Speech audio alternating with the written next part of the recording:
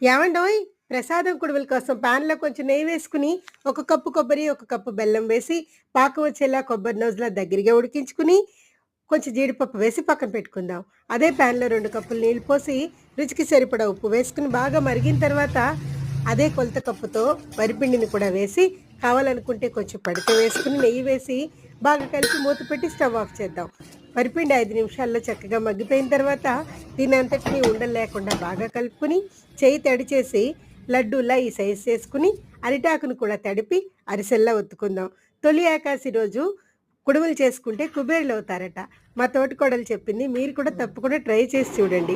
తర్వాత మనం రెడీ చేసుకున్న స్టఫ్‌ని పెట్టి, ఆకుతో పాటు ఈ కార్నర్స్ అన్నీ ఫోల్డ్ అయ్యేలా చక్కగా నొక్కి రెడీ చేసుకుందాం. అన్నీ ఇలా ప్రిపేర్ చేసుకుని, కుక్కర్‌లో నీళ్లు పోసి, ఇడ్లీలాగా 15 నిమిషాలు ఆవిరి మీద ఉడకనివ్వండి. అంతే.